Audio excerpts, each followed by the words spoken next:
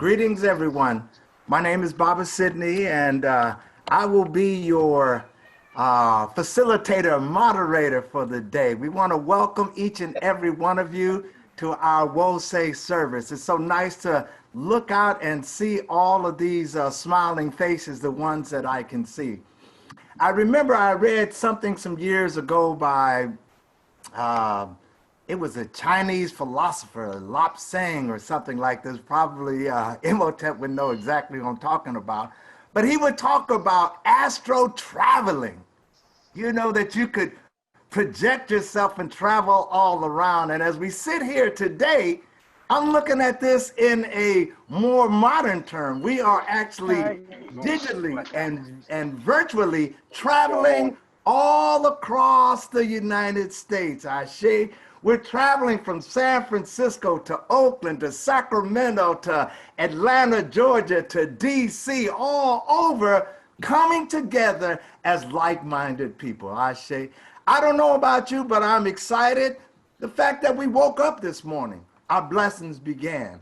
Matter of fact, our blessings began as we laid down, and in our unconscious mind, we continue to use those functions that keep us alive. We breathe, our hearts function, all of the things function as one. And as we wake up this morning, I just want to say thank you to the Most High and thank each and every one of you for coming in and joining us and being a part of this service today.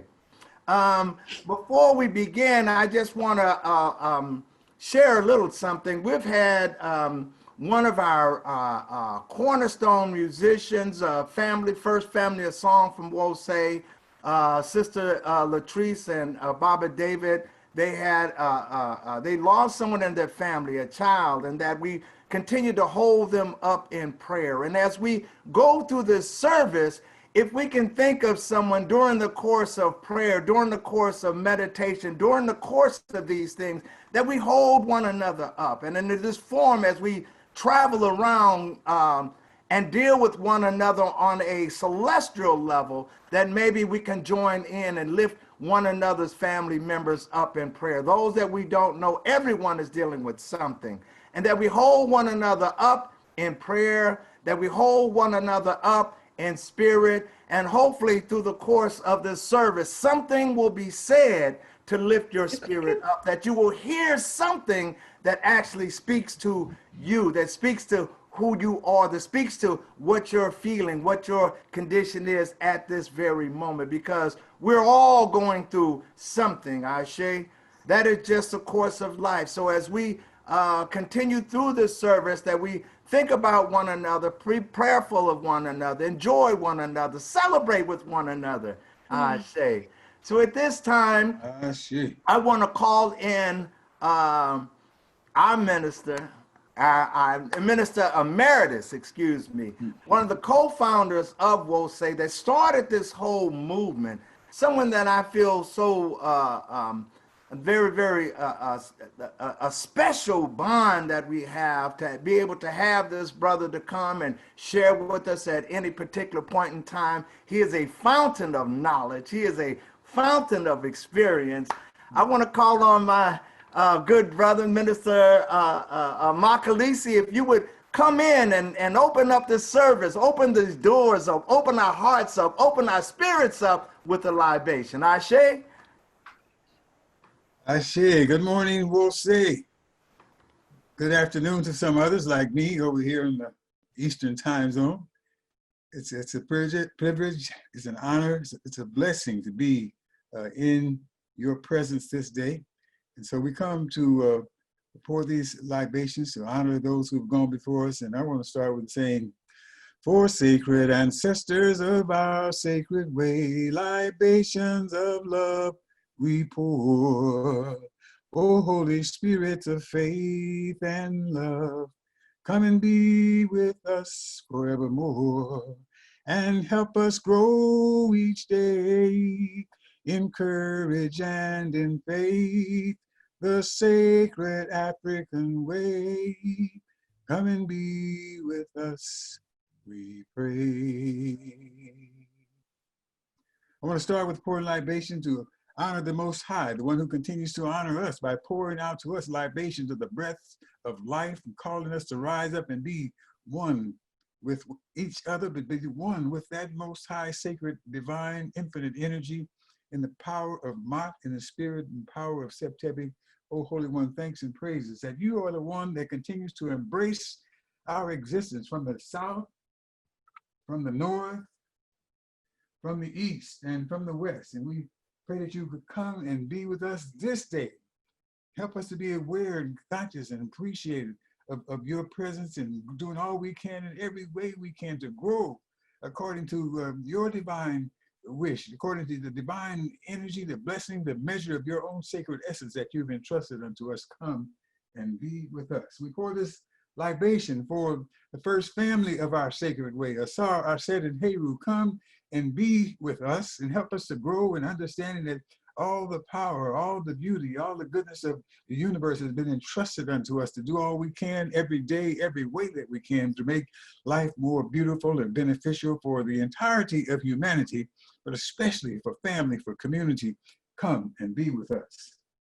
We want to pour libation as we confront this medical pandemic that's confronting us. We want to pour libation for the great, the magnificent physician of the great ancient world. Come and be with us. Minister, physician, statesman, Imhotep, come and be with us and help us to use our hearts, our minds, our spirits, our consciousness to know the things that we should do to protect ourselves, to protect our families, our communities, our children, so that we can survive this pandemic, so that we can be recovered completely and totally in health and move forward in our lives and in our world. We pour and say, come and be with us. And we say, Ashe, Ashe. We want to pour libation for the great organizers of the ancient world that brought the communities of ancient Kemet together to make it one nation, one empire, one foundation. Pharaoh, Menes, Narmer, come and be with us. We say, Ashe. Come and be with us and help us to grow in understanding that the leadership doesn't just rest with the men, with the fathers, with the brothers. Queen Pharaoh Hatshepsut, come and be with us and help us to grow in your spirit, in your love, in your power, in your determination. Come and be with us. Let that spirit live and work and liberate in and through us. We want to pour libation for minister, warrior, Pharaoh Taharka, come and be with us. We pour libation for queen, warrior, stateswoman, Queen Nzinga, come and be with us, and may your energies, may your determination, may your excellence, may your power help us to grow in knowing that we are a self-determined people, that we must always do all we can to define, name, create, and speak for ourselves. Come and be with us, we pray, and we say, Ashe, Ashe. Come and be with us. Come and be with us. Marcus Messiah Garvey, come and be with us and help us to hear and feel your spirit as the Most High touched your lives to say, we need to see our spiritual selves, our spirituality through the eyes of Ethiopia, through our own African eyes, and let no eyes of other cultures be imposed upon us. Come and be with us. And we say, Ashe, Ashe. We're pouring libation for Queen Mother Mary McLeod Bethune. Help us to hear your words that you said, I'm a daughter of my mother, and the motherland of Africa still beats in my heart. And we should not rest until every one of our sons and daughters, every African child and other children as well, children as well, should know who they are and have an opportunity to understand their magnificence, their worthwhileness, their potential, their genius.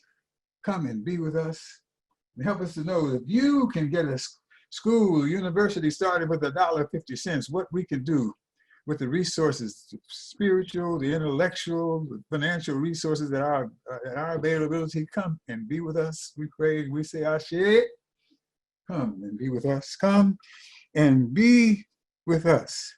Come and be with us, ancestors from near and from far, and help us to grow in knowing that there's no power on this earth that can stop us from realizing our genius and our greatness if we trust it within ourselves, if we pray and meditate and are led and empowered by the Spirit of the Most High living in and through us.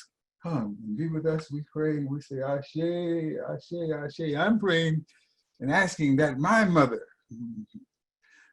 Sister Margaret Roselia Dixon, and her steadfast spouse, Brother Barbara Herman Dixon, come and be with us. As I continue to respect your contribution to my life, your example in my life. Come and be with us.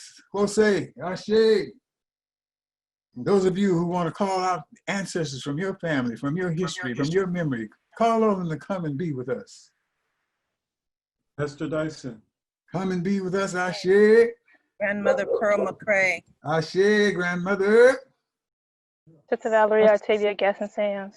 Ashe, come and be with us. Come and be with us. Come and be with us. Grandma Julia. Come and be with us. Come and be with us. Mr. and Mrs. Leroy Henry Conley. Wickerson. Ashe, come and be with us. Aunt Annie. Come and be with us. Nanny Lovelady. Come and be with us. My father, David William Bridgeforth. Come and be with us. Come and be Miss with us. Grandpa Virginia Nathan. Harvey. And Frida and Flora Gaston. Ashe, come and be with us. Come and be with us. Oh, ancestors, too numerous to name from across the ages. We just give thanks and praises for your courage, for your spirit, for your creativity. Come and be with us. May your spirits be with us this day and be felt, be heard in the songs that are raised, in the prayers that are raised, in the message that is delivered, and just looking at each other in these screens and being close to each other in a technological sense, even though we are miles apart. Come and be with us and help us to be one in the spirit of mind. Come and be with us and help us to be one in and through the power of September. Come and be with us and help us to be one in the vision of wholeness and genius that we hold for ourselves and our children and for generations beyond our ability to count. Come and be with us. And we close this libation session with the three Ashes. Ashe. Ashe. Ashe. Ashe. Ashe. Oh. Ashe. Ashe. Oh. Ashe. Thank you, Minister. Thank you. I Ashe. feel that the spirits have joined us here within our Ashe. households, within wherever that we are, that we called on those spirits to come and be with us, to Ashe. clap with us, to sing with us, to support us, to hold us, to hug us, to Ashe. hold us up, that you're being here with us today. Ashe.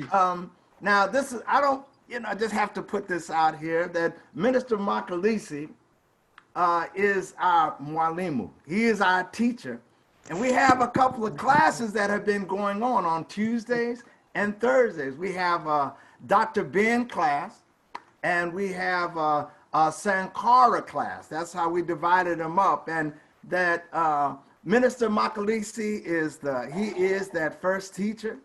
He is that one that is laying it down and putting it down, and you will witness some of the teaching, some of the spirit that comes alive when we're able to sit together and talk and to speak on it. I say that we're able to sit, it kind of regenerates, reinvigorates, get those thoughts moving and able to share.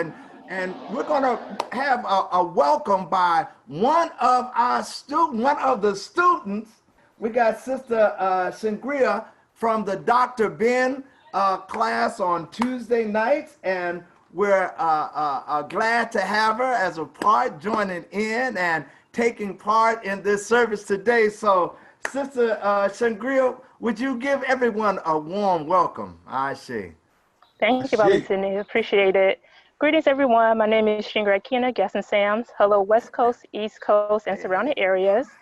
I woke up this morning in a meditative state, repeating the affirmation, the light surrounds me, the light passes through me, I am the light. A practice I picked up while attending Will Say Sacramento. I'm truly grateful that my parents, Sister Valeria Octavia Gasson Sams and Robert Sams Jr. made the collective, conscious, and intentional decision to raise my sisters and I in Will Say. I'd like to close my welcome by sending my deepest regards to Sister Latrice and her family for the transition of Ezra, and also wishing Will Say Sacramento a happy anniversary. Thanks. Shay, thank you. The affirmations, and I'm going to call on Minister Imhotep and Dada Teresa, if you can give us an affirmation that we can carry throughout this day, brother and sister. Ashe.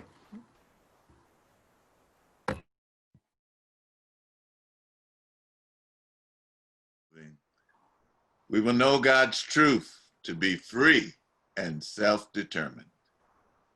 Creator, help us to remember the humanity, glory, and suffering of our ancestors, and to honor the struggles of our elders. Let us strive to bring new vision and life to our people. Let there be peace and harmony among us. Let us be loving, sharing, and creative. Let us work, study, and listen so we may learn, teach, and cultivate self-reliance. Grant us power, O Holy One, as we struggle to resurrect our hearts and our homeland. We will raise our children according to the needs of our nation with discipline, patience, devotion, and courage. We will strive to be the living models of the new direction of our people. We are an African people. We are children of God. Ashe. Thank you for the affirmation, something that we need to hear and say over and over again. Make it become a part of our everyday lives. Now it's time for, we're going to do for this service, light a candle for justice. And this will be facilitated by Sister Abun and Mama Nikiti from DC. Both are from, I'm proud to say, Thomas Sankara class that is being given by the one and only Minister Makalisi. So you'll hear this several times. I mean, our students are on the, we'll say, is on the move. So sisters, if you could come forward and light the candle for justice, all right, Shay? Yes. Can everyone hear me? Can you hear me? Yes, we can. Yes, we can. Okay. Ekaro, or good morning, good rising, beloved family. The ancestor who was chosen actually for today is the courageous warrior and healer, renowned general and child psychiatrist, Dr. Francis Cress Welsing. A warrior and the first behavioral scientist who actually defined this atrocity and horrific occurrence of the global system of racism, white supremacy, and her renowned work. And so this is one of her quotes, and she says, "Those who will work for justice and who understand that work as their conscious responsibility will be found in all places and in all walks of life, at all levels of formal education, at all income levels. There are no class divisions nor language barriers for those who do this cosmic work. It is time to solve this problem once and for all. It is time for justice on planet Earth. Ashe." And with that, I light the candle of justice. So I want to share with you this song that I've been led to put together. It's called Every Day I'm Saying Thank You, Amen Ra. And I want you to sing with me. You know, the chorus, you see the lyrics online here, and the chorus goes like this. You know, even though you're muted, you know, you can feel each other singing the song, all right? And we can see each other be moving our mouths and know that spirit is moving. It says, every day I'm saying thank you, Amen Ra. Thanks and praises for the Holy Spirit, Mat. Every day I'm saying thank you for Wose. Thanks and praises for the sacred African way. Let's do that. Every day I'm saying thank you, Amen Ra. Thanks and praises for the Holy Spirit, Mat. Every day I'm saying thank you for Wose. Thanks and praises for the sacred African way. One more time, yeah. Every day, I'm saying thank you, Amen Ra. Thanks and praises for the Holy Spirit, my. Every day, I'm saying thank you for say. Thanks and praises for the sacred African way. I'm so thankful your sacred essence lives in me, calling me to rise up, to live diligently, to do all I can in every sacred way, to make life more beautiful every hour, every day. Every day, I'm saying thank you, Amen Ra.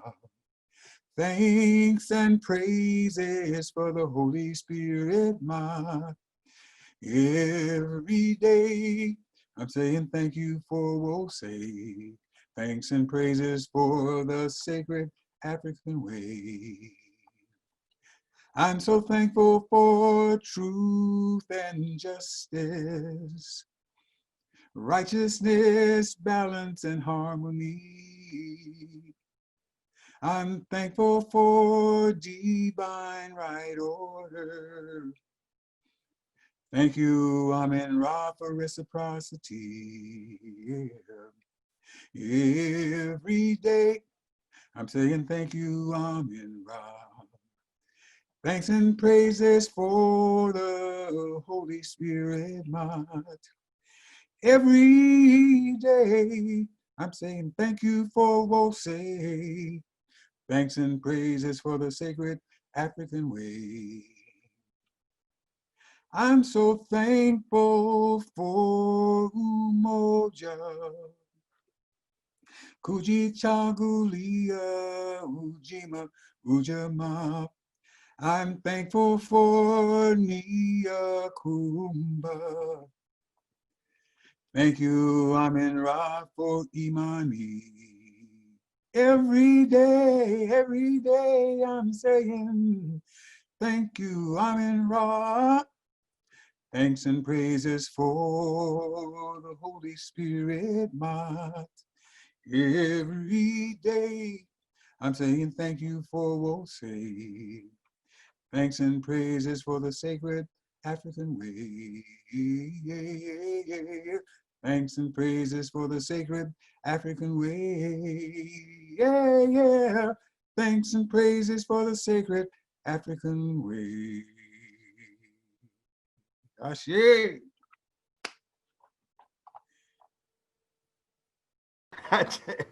Boy, I tell you, Minister. Man, that's, my favorite artist, and I shared this because Damu fall into this category. Stevie Wonder, it's this spirit that touches your heart, touches your soul. It had me thinking that I could actually get on stage with Stevie Wonder and perform with him, knowing I can't, but it's just you feel so comfortable. And that's the genius. I think that is one of the key elements of genius is that they take something complicated and make it simple versus the other way around, taking something simple and trying to make it so complicated till you don't even want to try it, just make something seem so simple. I'm singing right along with it, thinking I know all the words and doing the best I can, Oh my goodness. What a wonderful day. It is that time in our service. This is one of the cornerstones. We got many cornerstones, but one of the many cornerstones of WOSE is our historical tribute.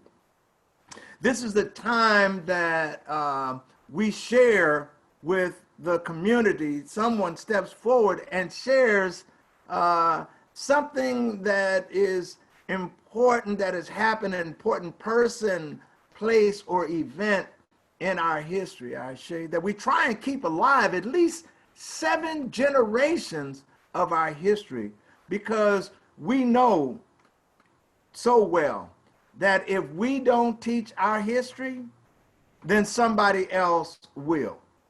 And we have started this whole, say, Black Knowledge Matters. We've started this whole thing going back to trying to set the record straight, to tell the truth about what we've done, to tell the truth to the youth about what our contributions are.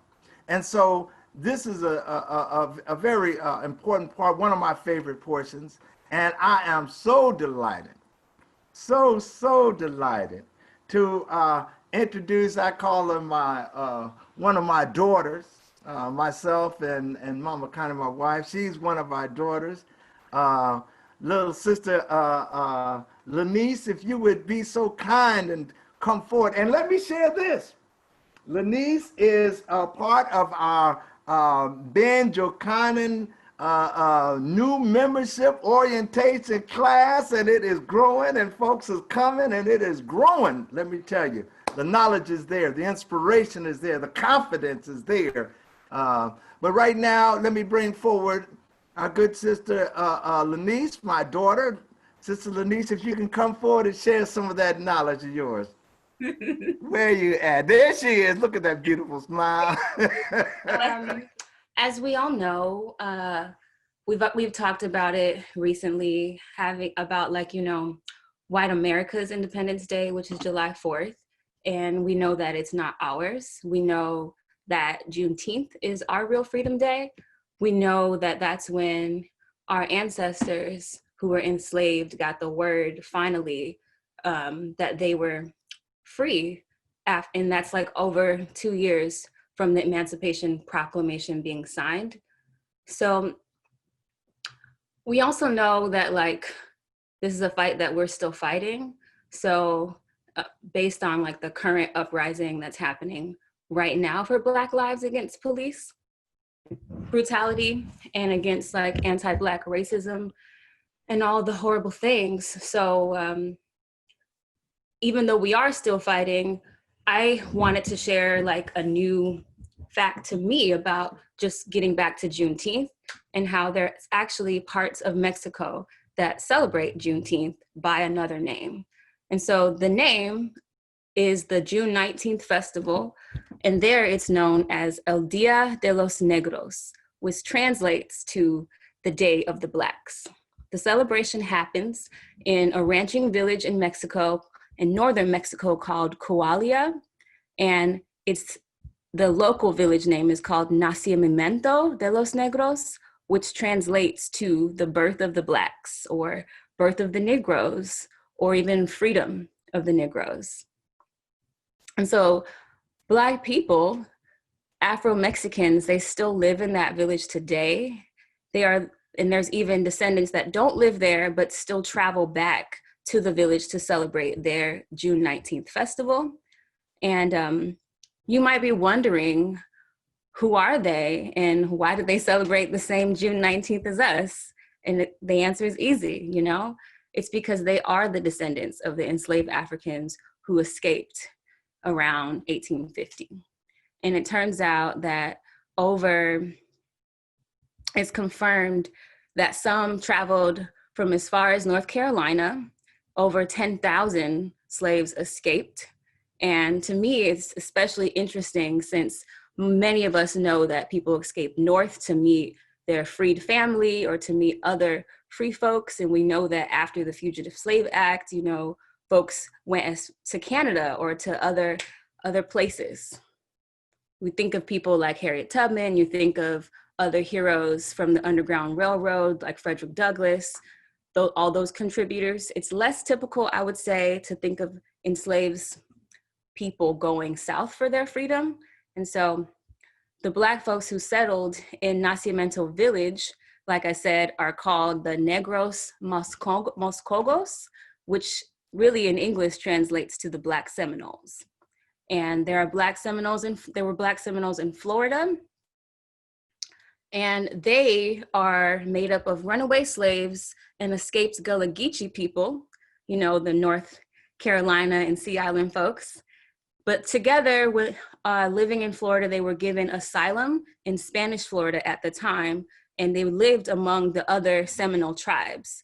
So technically the Black Seminoles were considered slaves of the Seminoles, but in truth, they were more vassals, which really means land renters and allies.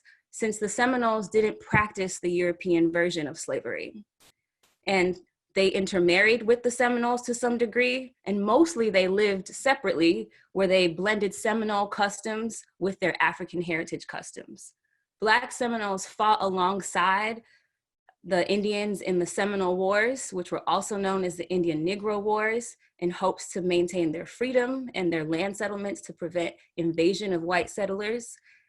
The Second Seminole War broke out in 1835, and it was a full-scale, long-lasting guerrilla war, and over 1,500 American soldiers were killed by the Black Seminoles. They put up the fiercest resistance because the Black Seminoles specifically feared that capture and surrender meant death or return to slavery, and so they were more adept at living and fighting in the jungles than even their Indian comrades were. In an official correspondence, there was a American General Jessup, who told the US War Department that this, you may be assured, is a Negro, not an Indian war. And so when the Army finally captured Black Seminoles, the officers refused to return them to slavery, fearing that these seasoned warriors, accustomed to their freedom, would wreak havoc on the Southern plantations. So in 1842, the Army forcibly removed all the Seminoles, including the Black Seminoles, to Indian Territory, which, you know, today is now Oklahoma. And under those Indian removal acts, like the Trail of Tears, where men and babies and children and elderly were forced to make this over 1,000-mile march with no preparation in this harsh, cold weather. Many people died from cold, disease, from hunger and accidents.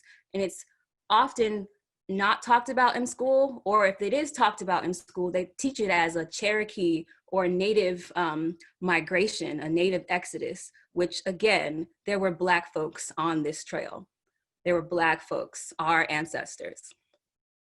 And so the reality for the Black Seminoles specifically was that they had very little prospects once they got to Oklahoma. They were forced to share a reservation with the Cherokee and the Creek Indians, and unlike the Florida Seminoles, the Creek Indians practiced a form of slavery that was more like the white slavery.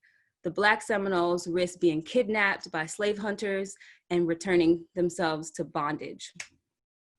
So to escape all of these horrible threats, they migrated south to Mexico, and that's when they established the Nacimiento village. So they became the Negros Moscogos, which, like I said, means Black Seminole in Spanish. There are Black Seminoles in all parts of the US, with the largest concentration in Oklahoma and Texas today, as well as in Mexico. Unfortunately, the unique blend of Mexican, African, and Native American culture is slowly disappearing, since the land in Mexico is barren and the ranching jobs are few. So to survive, more and more most Congos have to migrate to the cities, where they typically assimilate, and they tend to lose their heritage and their roots. And you know, the Moscogos are not the only Afro-Americans in Mexico, Afro-Mexicans in Mexico, but they are the only in northern Mexico. And another interesting fact I wanted to add was that in 2015, it was the first time that Mexico's census actually included Black as an option to identify as. So we can't really trust the numbers that they're giving us of Black Mexicans who have been escaped to live there in Mexico and established. And neither can we count the amount of Black Mexicans in other parts of Mexico, like the South and the East, who were just brought there directly from West Africa. And so that would be my conclusion of my presentation. And I want to give libations to the Moscogos, to the Free Black Seminoles, and to their Gullah Geechee ancestors. Ashe. Ashe. Hey, Ashe. All right, listen. Look, we'll say, look at this young lady right here. That's the future right there. That's our future right there. We need more. We need 10, 15, 20 more little sister Lanices to join in. So those who are sitting on the sideline looking, take a look. This should be you, or somebody that we know that could come in there and fill that space.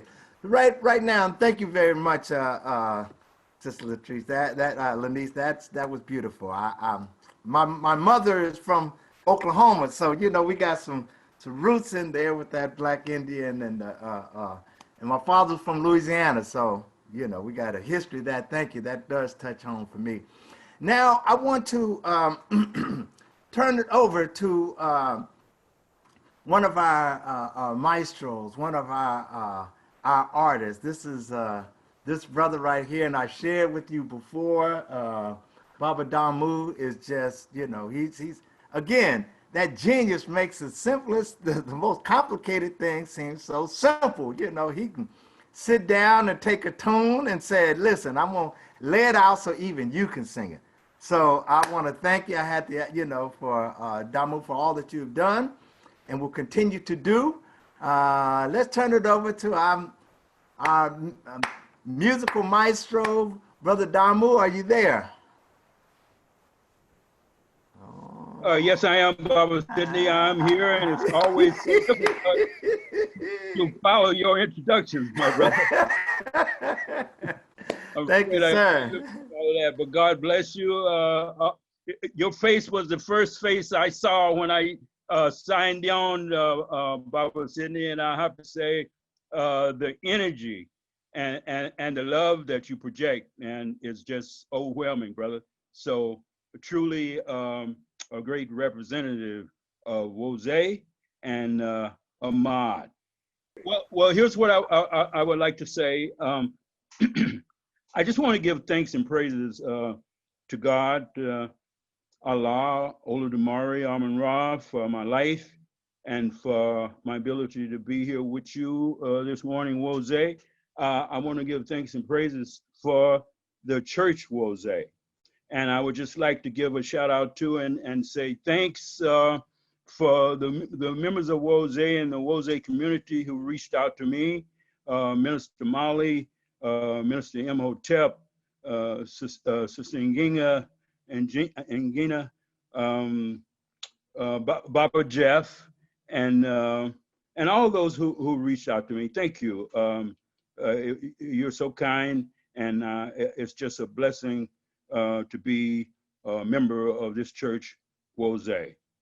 The song I chose for you today, I hope will follow in the spirit that the service has been conducted in so far. It's African praise song is the category that I put it in. African praise song written by the great saxophonist. I won't say jazz saxophonist because I don't like that term jazz. Great saxophonist Pharaoh Sanders. And the name of the song is Om Allah. Om Allah is basically like invocation, an incantation to welcome into the presence, your presence, God, Amun Ra. The first word is spelled O-M, is supposed to be the universal vibration that is the cause and of everything in existence and maintains balance in the universe. And Allah, which is the Muslim name for God. Feel free to substitute Olodumare or Amun Ra as you sing the song with me, but I would like to invite you to sing the song with me, just as Minister Makalisa did. You will hear the melody. It's very simple. It just keeps repeating. And like I said, it's an invocation to God to join us in our service. And pray with me as I present this song for you. Om Allah.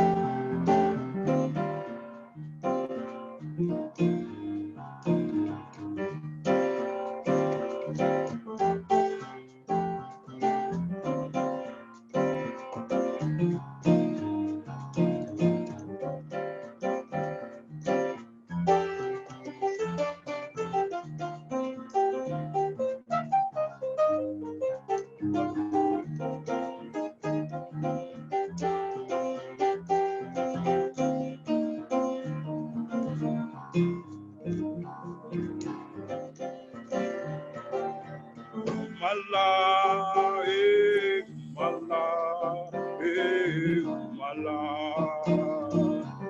mala, mala, eh, mala, eh, mala, mala. Prince of Peace, won't you hear my plea? Send your loving arms, comfort me. Mala, eh, mala, eh, mala, mala. Holy Father God, I pray, come down and dwell with me. Help me, oh Holy One, to think my heart and say my heart and do my heart. Give me strength, Lord, to be what you want me to be. Help me.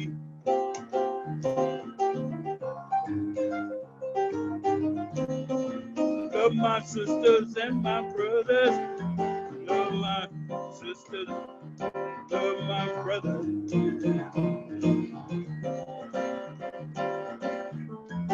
Help me, Lord,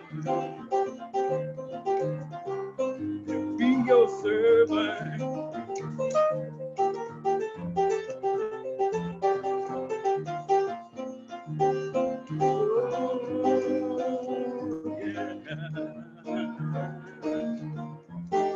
Mala, eh, mala, eh, mala.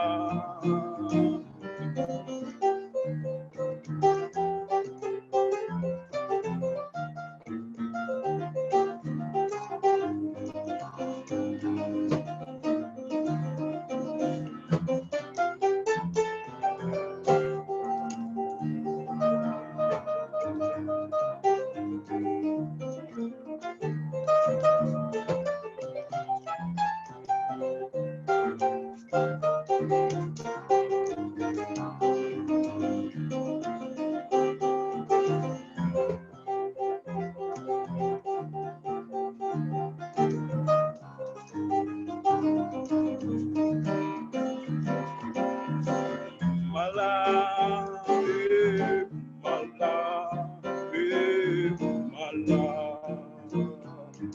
mala, mala,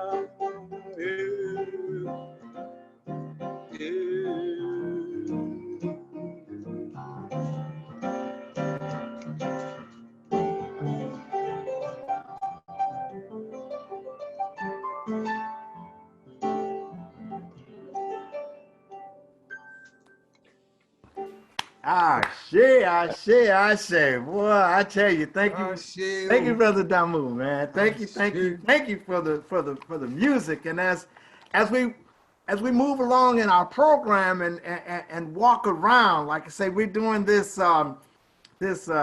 celestial traveling around from coast to coast and city to city. I just want to give a shout out to my wife, Mama Connie. She's down in L.A., so she's not sitting here with me, but she's down in L.A. watching on with me. Mama Connie, sister, Brother Jahi, I see you. Mama Akana, I see you. Kadabasi, Minister Lazelle, it's so great to hear your voice. Baba Kofi, Mama Rose, here's a big hug for you. Brother Jeff, I can't get to everybody. Mama Conke, I see you. I feel like I'm just walking around, working the crowd, shaking hands, giving hugs, high-fiving. We're passing this love all around. Ashe. So if I don't call your name out right now, I'll try and get it in later. Let's just greet and meet with one another. Ashe. So now it is that time, another cornerstone. This is another cornerstone on our full will say. It's that time in our service where we ask for those to give back. I say that we understand the reality of where we are right now, that money is tight. We understand that, but we still have to keep the things moving. I say we have bills to pay. I say we have a school that we're building up. I say we have rent. We have other things that we're doing. And this is that time in our service where we're going to reach out, and none other than Queen Mother Thurston and Sister Rhonda, if you can come forward. Yes, indeed. If you can come forward. And let me just say, they are out of our Sankara class. They are some more of our wonderful, those who are studying and learning more about the way, the new membership class. So we want to meet and greet them. So come on in and do what you do, all right? Ashe. And Mama, hello, everyone. Hello. Uncle Jocelyn. Uncle Jocelyn. So we're here to do and talk about the litany of sacrifice. As Brother Sidney said, most of you know that we are self-funded. We receive everything that we need to do everything from within our own group of people. From the visitors and friends that they might bring along with them, but everything that we need, we have to generate ourselves. And in that, we definitely want everyone to go into this segment of the celebration with an open mind and a generous mind and a giving mind, so that we can continue to keep the flow of what we need circulating, not only between the actual Oakland facility and Sacramento facility, but also at times there are those within our family that may have special needs that we might be able to assist them with. But it's got to be in the pot in order to reach in and get it out as needed. Right now, you see on your screen that there's information about how to electronically send money for Woze Oakland and Woze Sacramento. You can do this electronically. You can also do it by traditional mail. Or you can use PayPal. There are several other options that are both in this information, and they'll be put into the chat. And they are also in the weekly updates that we send out, letting you know how you can donate or contribute to that. I'm a little bit out of sorts, so I'm gonna ask you all to bear with me on just the order of things, because my brain is just a little bit foggy with some things that I'm going through, but if you bear with me, we'll get it all done. Ashe? Okay, so reading from the Litany of Sacrifice. Save us, O Holy One, by your name. Vindicate us by your might. Hear my prayer, divine protector. Listen to the words of my mouth. How can we repay the Holy One for the gifts that have been given to us? We will lift up the cup of salvation and call upon the God of our ancestors. We will fulfill our vows to our Creator in the presence of all of our people. Gladly, we bring our sacrifice to you. We praise your holy name, O Amun-Ra, for it is good. And now we're going to read the Nguzo Saba, I believe. You want to start? Okay. Umoja, unity. We shall strive to maintain unity in the family, community, nation, and race. Kujichagulia, self-determination, to define us, name ourselves, create for ourselves, and speak for ourselves. Ujima, collective work and responsibility.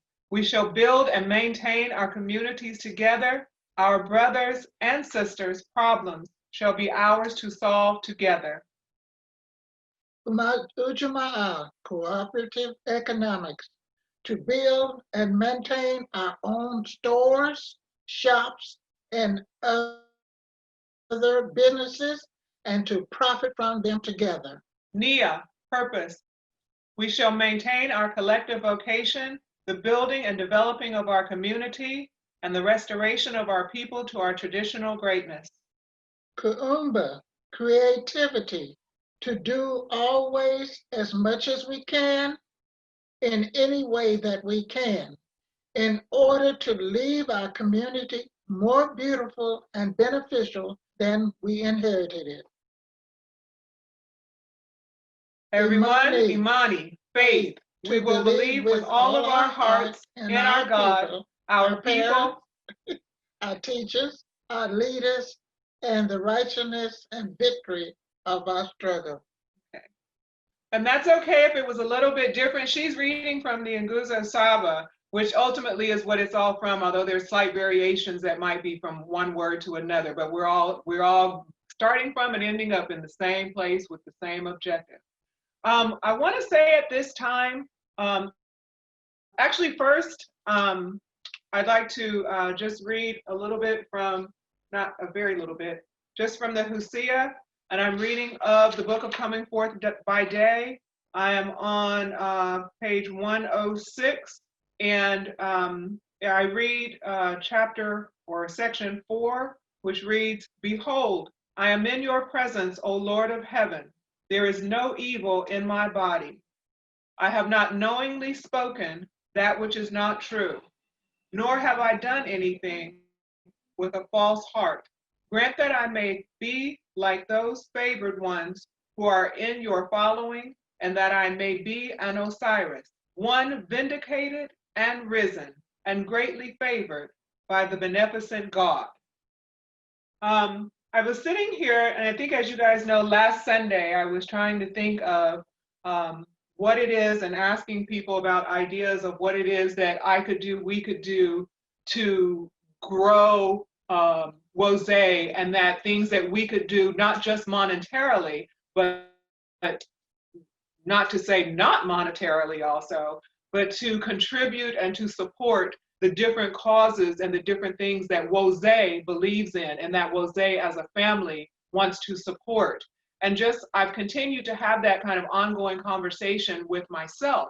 And one of the things that I always think about is how, because my mom started going to Wose in the 80s, she has a very different type of experience of Wose than what I have had in coming in more recent years. I believe that my experience apparently is all that I needed, because it made me want to become a member of Wose, right? So it was what I needed in order to get me across that line. But I also know and think about how different some of the things were, and I hear about those things. I hear about when there was a speakers bureau. I hear about when there was 300 people packed into the Oakland sanctuary. I hear about when the speakers were actually trying to get in.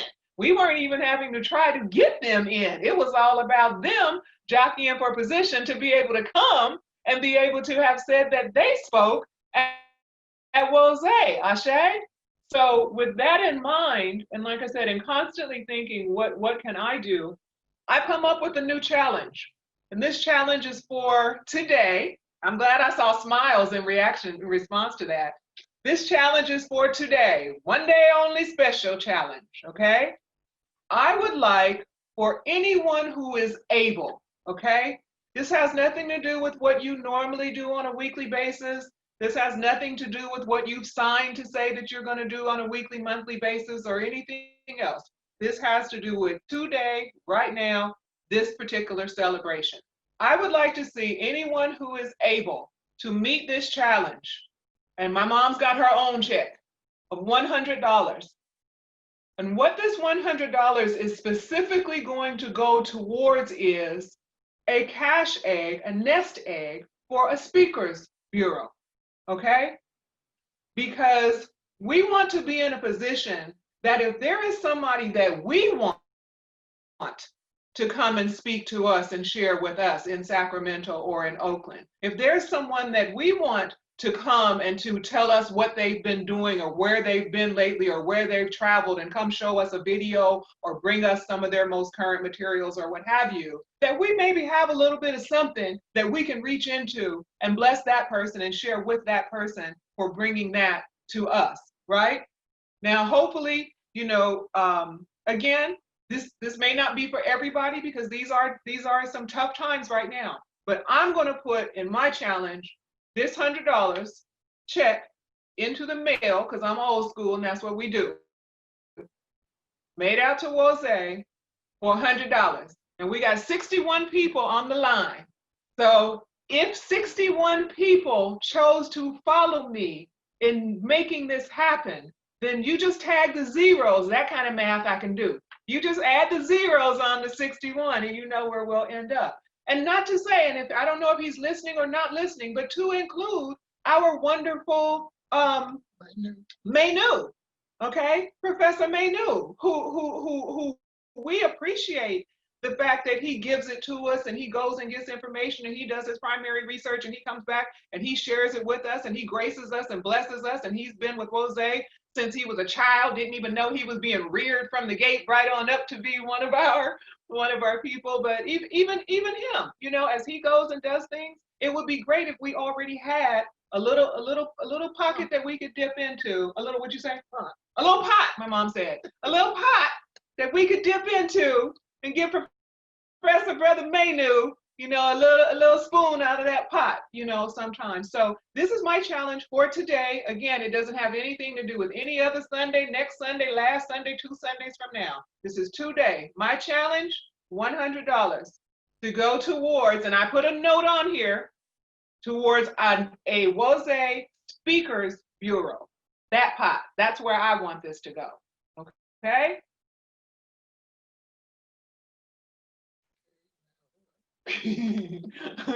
So now I'm just gonna just end by saying, for those of you who can, I appreciate it. We thank you. For those who can't, we appreciate it and we thank you too.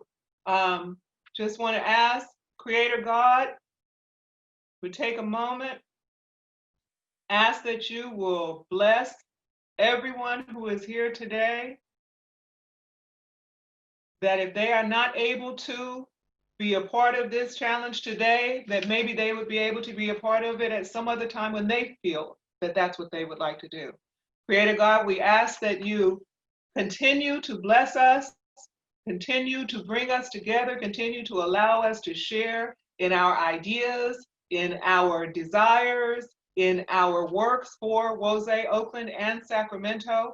We thank you for everything that you have done for us thus far. We thank you for those things that you have done that we don't even know are there. We thank you for those things that we may not even know that we need, but that you know that we need and that you will provide for us.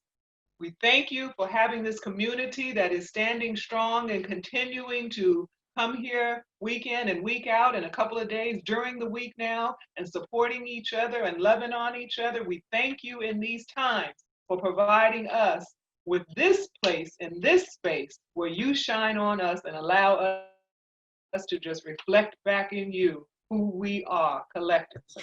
Thank you so much, Mother, Father, God. Amen. Ashe. Ashe. Well, thank you very much, and for that challenge also. You know, I remember back in the day, we used to call it, or they would call it, tap the plate. You know, and they pass that plate up and down the aisles. You got to tap that plate, put something in there, touch something with whatever that you have and are able to give. So we're asking that you tap that plate. Come on, tap that plate, you know. Also, just I want to reach out. I see my good brother Natambu. He's another one of these brothers all the way in Atlanta that I've always enjoyed being with. He like brother Damu. That they were always these guys that were very, very encouraging, that would come out and play and many times make you sound better than you really sound. Or I make me sound better than I really sound. They'd come together and play, turn it around. I just appreciate good seeing you, and I'm trying to touch on people that I haven't spoke to, but then again, like I say, we will do this. Ah, shit. So once we get the screen, there we go. Oh, yeah. So now it's at, yes. Father Sydney, if I could just interrupt for a quick Yes, yes, go right ahead. Thank you, Sister Rana, for that challenge. And I would just like to say that we've already had one major meeting of that challenge. So I want to thank my sister, Carol Magruder, who comes every time I call and even comes through when I don't call. Because Carol represents the African American Tobacco Project, and specifically a portion of it called the My Amplify project. It's www.amplify.love.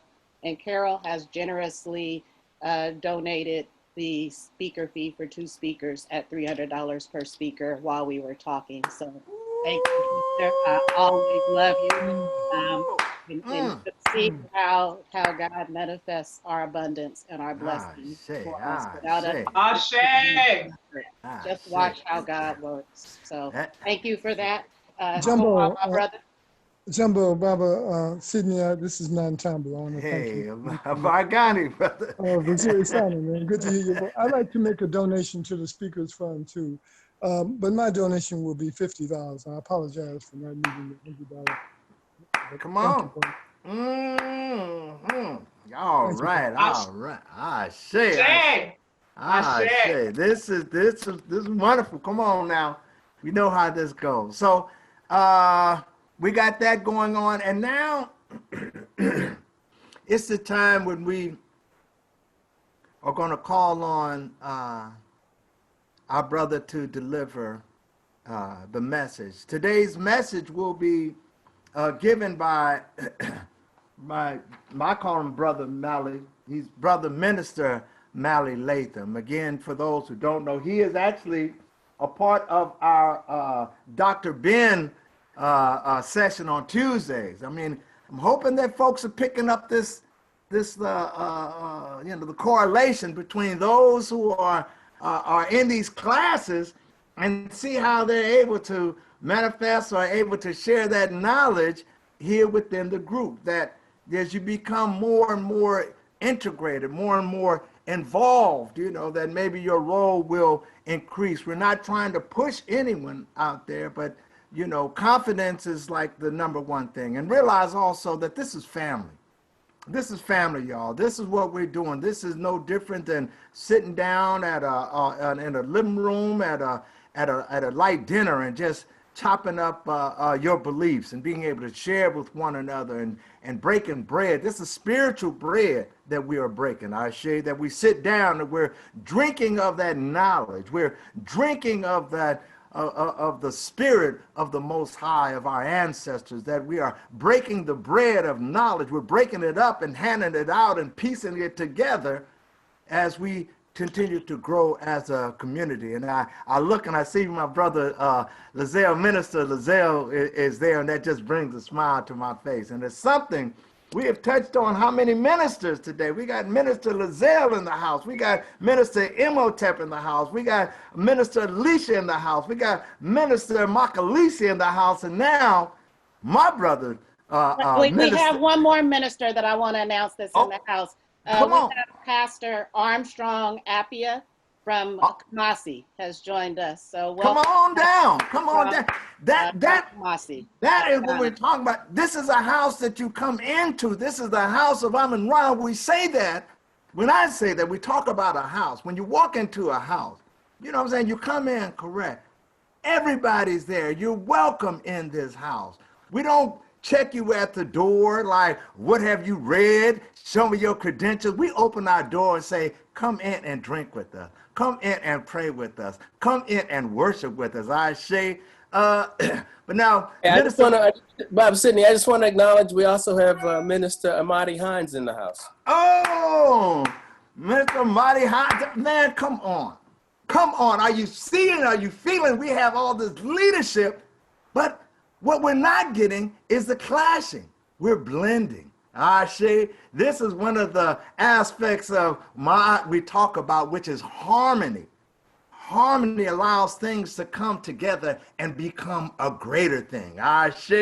It becomes greater when we come together and work in unison and in harmony. Here we are. Oh man, you guys got me fired up. Now, I Hey, can have I the say pleasure. one more quick thing? One more thing, come on. You're acknowledging people all across the country. I want to acknowledge Baba Alaman Hale, who's with us in DC. That's right. That's right. That's what we talking about. That is what we talk. We got to be excited for one another. I say, lift them up. I see you, Mama Conke. I see you right there. I see you, Baba Kadavasi. I see you. I saw Jahid. I'm looking around and we're seeing people, but I'm getting too excited. Let me bring it on down. No, we're about to lift it up. I ain't bringing it down. We're about to lift it up. We're about to raise it up. This brother right here, Minister Mallie Latham, I've been knowing him for the better part of my life, Hashi.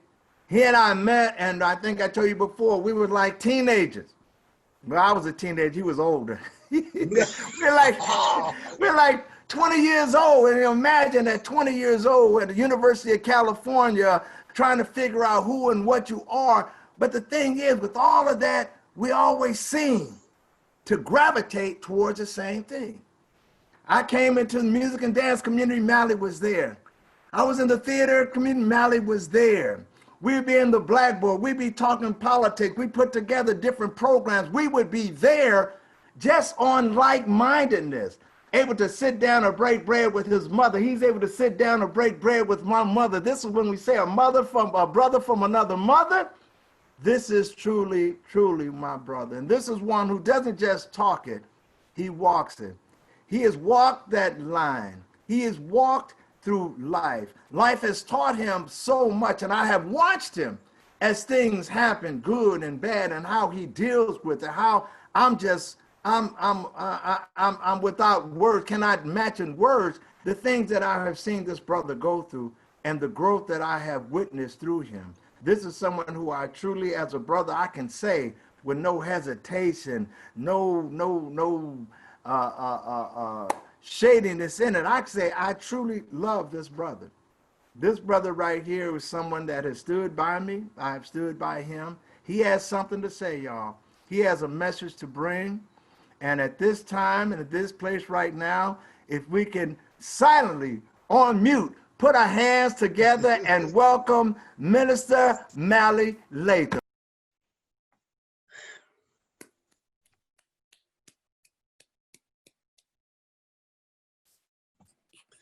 Hello, and welcome to my Wosay community family. You know, my brother, Baba Sidney, he creates an awesome precedent.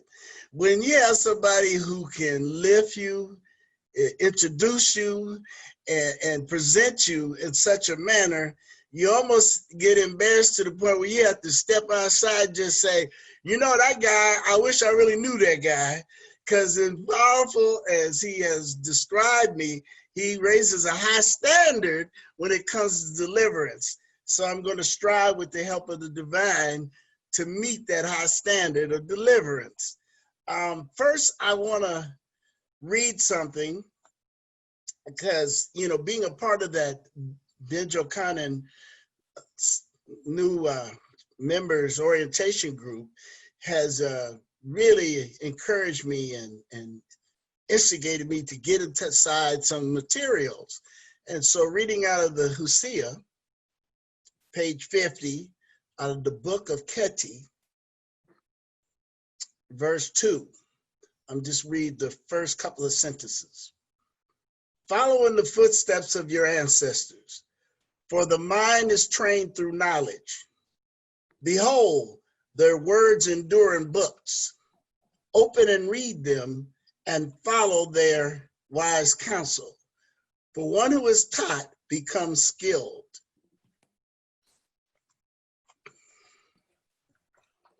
I'm going to ask for your prayers of support and inspiration as I share with you a topic, who we be. Who we be. I'm sure that most of you are all aware of all the things that are going on. these days. All the stuff that's in the news, all the stuff from global news to community and social stuff that has always been present that we're all addressing these days. And in the midst of all those things that are going on, we tend to get distracted. We tend to get so caught up in all these activities and all these things going on that sometimes the pursuit of our own self-development gets put on hold. I was inspired to talk about this particular topic from two different sources. Really one source, of course, all of this coming from the divine, but also in a conversation I had with brother Damu, who blessed me with so much of his own personal history. And we talked about certain things where we had some mutual things that were so much alike. I felt a kind of like a brotherly connection in just the short time that we were able to speak together. And one of the things that Brother Damu raised was the issue that I asked him about the call. The call. Now, if you are in certain religious faiths, when people talk about the call, you're usually talking about when God speaks to you and sets you out to be a minister. What I'm talking about today, though, is something I think that is very common for all of us. See, all of us have been called out. All of us have been asked by the divine to fulfill a purpose. And that purpose is about who we be and who we should be and who we are becoming. Because all of these things really describe the same thing. And the second piece of the question about who we be had been kind of hinted to earlier when Minister Imhotep had spoken about the story during the meditation about our divinity. And that when the Creator decided to hide it, he hid it within us. And Minister Imhotep spoke about, well, due to certain things, certain factors, that divinity is either being hidden from us still, or maybe even lost to us in terms of like as if we had some form of Alzheimer's or some type of memory loss that has shielded us from understanding that part of us that is divine. Who we be is a simple thing and yet also a complex thing. And I ain't gonna get heavy today. What I'd like to do is talk about the simple thing, because my brother Sidney really highlights people that are really good at being able to take what seems to be complex and keeping it simple. So even though this may sound like a heavy topic, spoiler alert, I'm gonna keep it simple. Who we be is an issue of certain things that have been laid out before us, and we spoke about it today. And we also address those things in the service every time we come together. We could easily simply go, well, we be an African people and we be the children of God. But I want to talk about the sacred and secular underpinnings of who we are that allows us, that I believe, will take the things that we have preached about, the things that we teach about, the things that we're engaged in when we come together as a community, that will take it out the books and put it into us so that we can express that in the real world. In the Ma'at, we always talk about these three aspects. We think Ma'at, we speak Ma'at, and we do Ma'at. And when we say those aspects, well, thinking it is a little bit more than an intellectual activity, yet it is something that has to do with us being exposed to something. And if we're exposed to it, then we generally want to speak to it. And most of us being pretty adept at speaking and conversing, you know, my brother Sidney is an excellent example of that. But also there are others, many of us in this community and outside, that can speak well to certain things, certain principles. It's the doing part that usually ends up being a challenge. And I believe that the answer to, and the part of the thing that will reveal who we be has to do with how we take all three of those aspects and make them work. We can't just think mod, or we can't just simply speak mod, or we really would have trouble just doing mod if we try to take those aspects separately. I believe that the principle about how we become who we are will be developed from how we approach not only the mod, which is really the foundation and the goal of where we want to get to be who we are, but also how we incorporate principles like the Nguzo Saba, which has 7 aspects that will make us who we be, not just as individuals, not just separately, but who we be as a community, who we be as a family, and who we be as a community of believers and worshipers who service man or the humankind. How do we, who we be, how does that simply work out? And it's not just something that you're going to get from a book, but you can't ignore, as I read in the earlier part of the Hosea piece, you can't ignore the information. You can't ignore the knowledge. You have to also be able to receive it. And so that brings up my issue about the principle of Nguzo Saba that I would like to share with us today and relate that to who we be. Can I do that today? I know I told you, I've already said, I'm not going to make this complex, but I would like to simply speak about the second principle of the Nguzo Saba, Kuji Chagalia, self-determination. I believe that part of our answer and part of our journey to answering the question, who we be, has to do with how we address self-determination. How do we use that principle, not just in a book, but in our own lives that personally determines who we are? And self-determination, as brought up in our litany of service, naming, creating, speaking for ourselves, has an activity that goes along with that.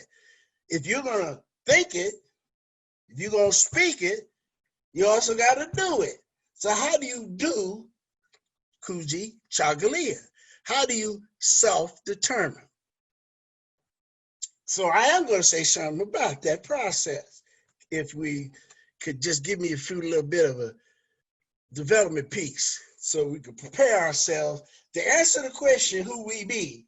So first of all, let me lay out something about the preparation to get to that point. Who we be is a relative question because who we be has to do with when you ask the question. Who we be at 12 years old, the answer to that is way different than who we be at 30.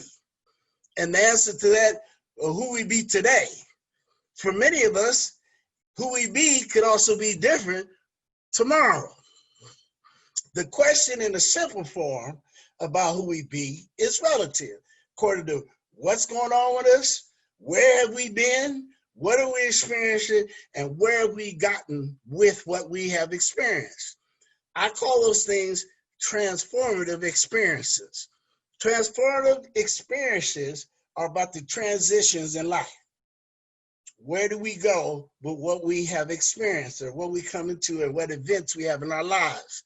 Now, some of those things could be traumatic, like deaths or changes in relationships, moving, things of that sort. But it also has to do with when we come into contact with certain things we didn't expect to. That has a lot to do with when me and Brother Damu were talking about the call. Something that sets it aside that you know it is different from your everyday experience is that there's an event or something that goes on with you that is personal to you. It touches you.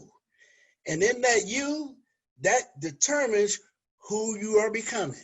It impacts where you're going in your life.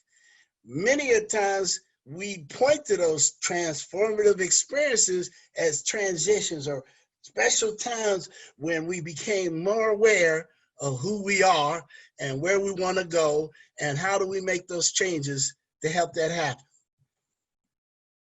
This whole thing about who we be has to be connected to how do we respond to these experiences. So I myself consider myself a practitioner of holistic healing. I wasn't always there in my mind or in my spirit, yet there was a point where I know that even in my youth, where I was being prepared to arrive there. I wouldn't have been able to name that that was where it was going to head up, let's say at 11 years old, but something happened to me at 11 that impacted me and headed me in that direction. I would imagine all of us have had those type of experiences.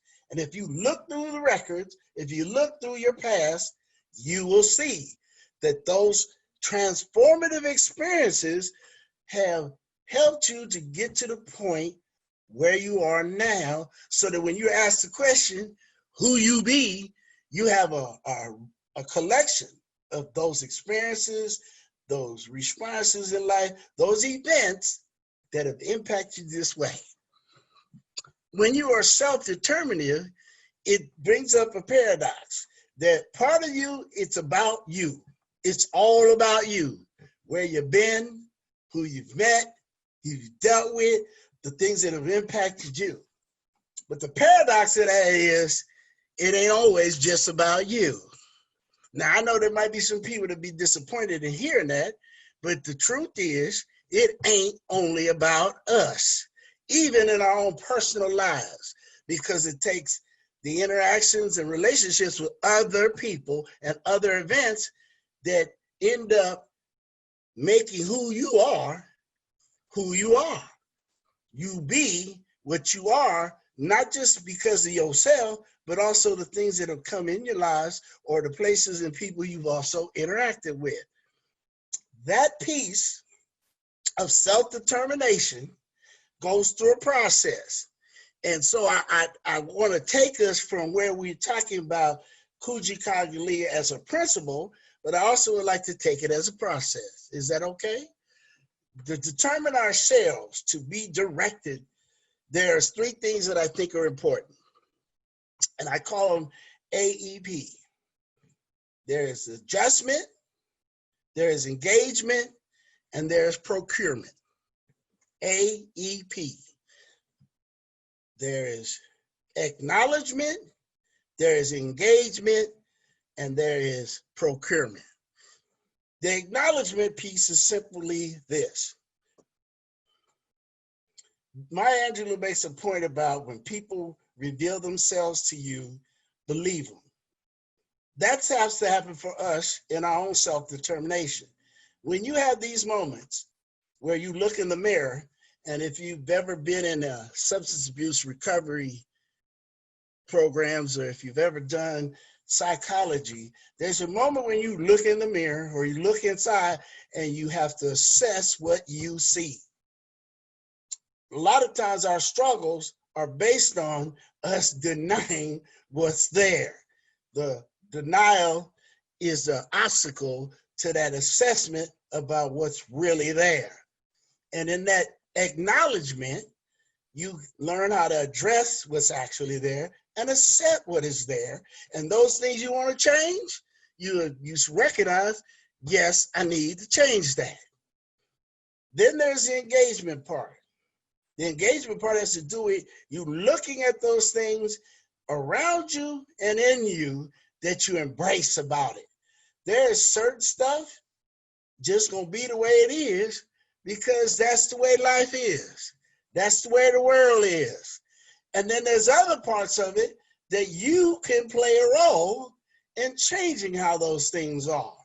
And that's where the guidance of the principles of Moat, everything from balance and harmony to truth, justice, and righteousness to reciprocity, all of those things are guides for how we can engage with the rest of the world and ourselves first. If you're familiar with the Bible, there are the things called the Beatitudes. And the Beatitudes mimic much of what the principles of Moab is about. There are things that if you work at it and you apply them, those are the things you want to have as your own type of characteristics. That is what Beatitudes are too, when you say long suffering and patience. They ain't born in you. And just like with the Ma'at, it's not something you wake up and you see it and it's happening. No, it has to be something that as you experience certain things, you develop those certain things, which leads me to the P, procurement. Now, I know that when you first think of that word, you think about buying something. On the sacred and spiritual activities that we're talking about engaging in, you can't buy this. You can only acquire it once you have done the work of studying it, meditating on it, and then practicing it in your everyday life. And that's the key piece I want to share with you all today.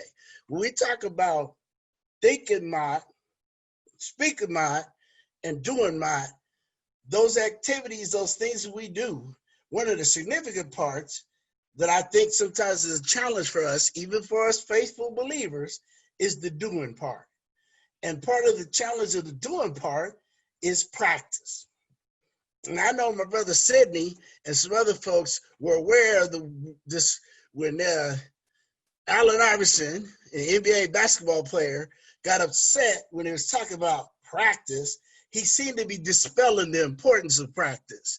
But all of us know, whether you are a musician, or whether you're a teacher, whether you're a scientist, practice is important because it's through the practice that you acquire the skills and develop the talents that make you able to be effective in living life, but also able to demonstrate that which you think you hold dear to you.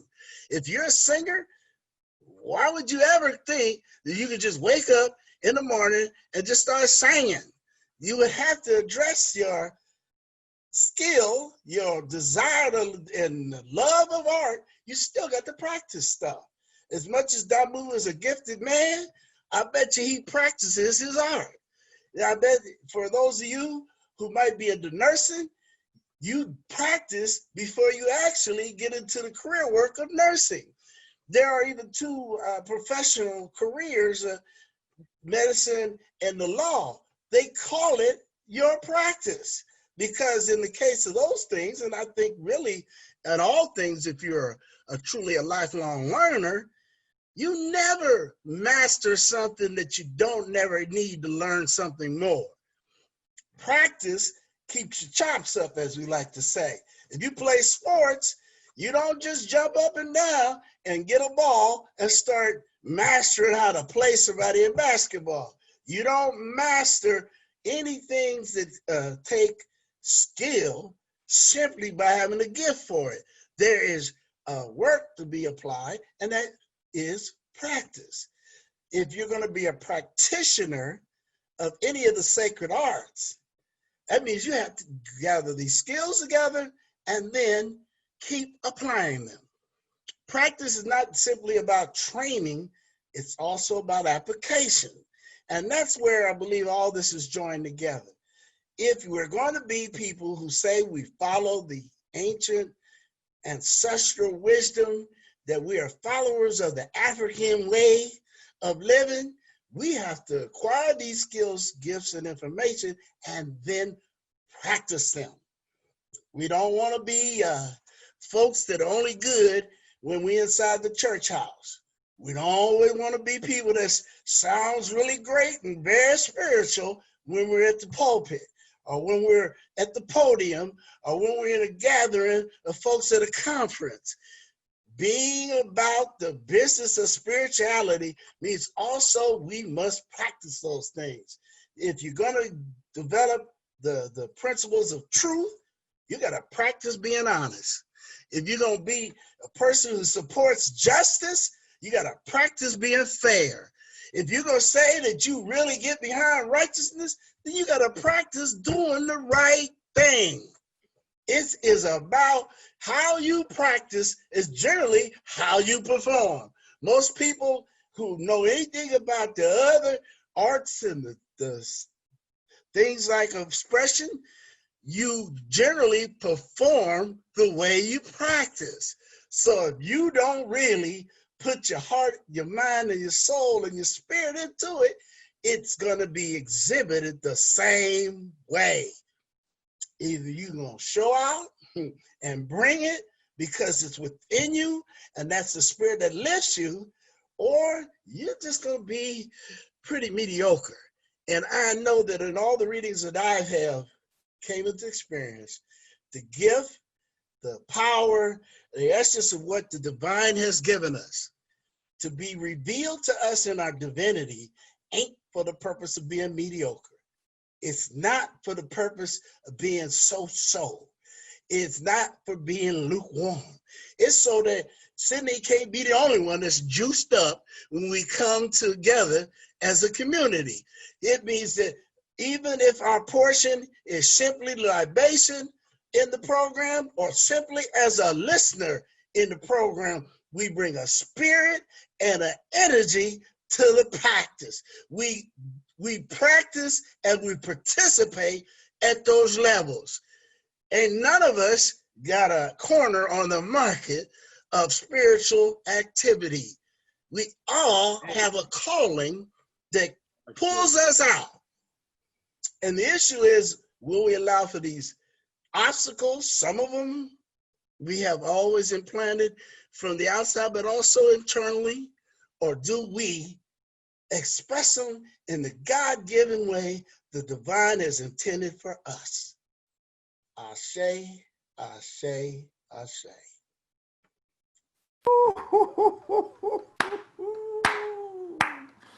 That's what I'm talking about now. Ashe, That's my brother. That's my brother, and you can just imagine. Did it again. Who we be? Yes, indeed. Yes, indeed. I mean, we have sat up nights waxing and debating from afternoon all the way till the next day. We would just go at it about everything. But this is how you sharpen, what they say, iron sharpens iron, you know, that we have to get in and be able to engage, but also be able to set that ego aside. As the brothers say, it's not just about you. You know, it's about the whole collective, so that Minister Imhotep can challenge me, and I may challenge him back and go back and forth, but it's coming from a place of love. It's coming from a place of desire to want to get better. Ashe? We are looking to get better. And now let me do this right quick. We've heard the message that this brother brought on. And as he said, you have to come with that energy. You have to really come in the spirit, actually, it emanates. It becomes like an aura. As they talk about certain people, I think Minister Mallie Latham said the other day, that there are certain people, they walk into the room and you could just feel something moving around, and that is the spirit. That is what we're trying to cultivate. Like you say, it's going to take work.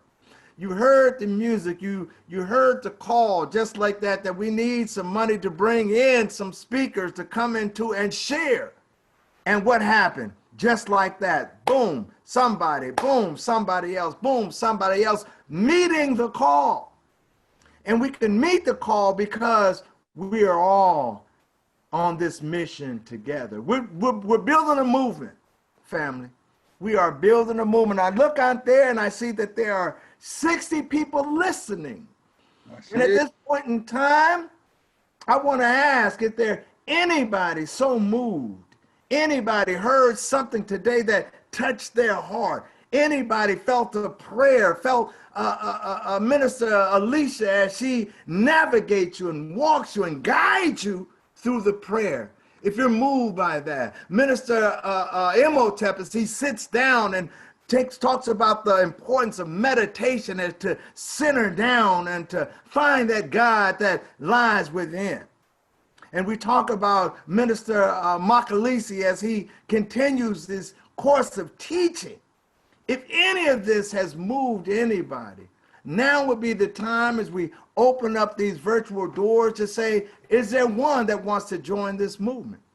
Is there someone who is listening right now would like to be able to step up and say, hey, I want to join this movement? Because it's practice. We have to work it. We have to work it. Is there one? Okay. All you have to do is to just step up. And I also want to make some shout outs. I want to shout out to Mama Aziza. I see you. Sister Debbie, we see you. Mama Sia, right there. I feel your spirit and I'm looking for you. Mama Fanya. I saw that there was a brother, a pastor, Armstrong. I think Mama Darnisha pointed him out, all the way from Kumasi, Ghana. Is that right? From Ghana, come on now.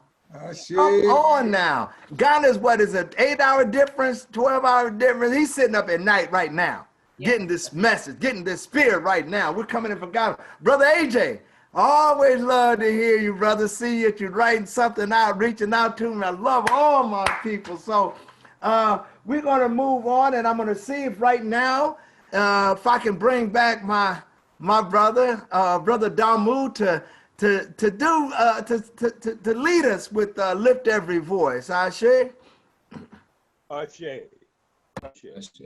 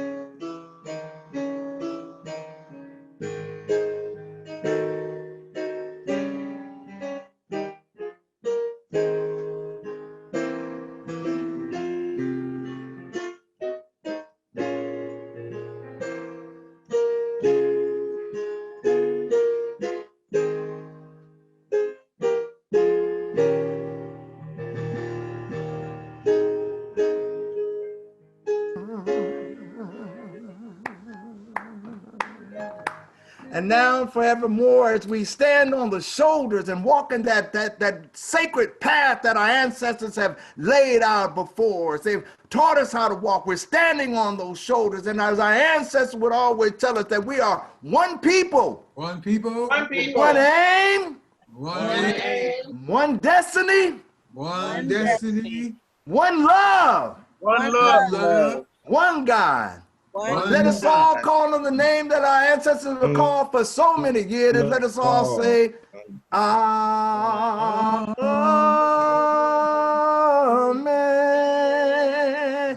You are the most beautiful people on the face of this earth. And I say,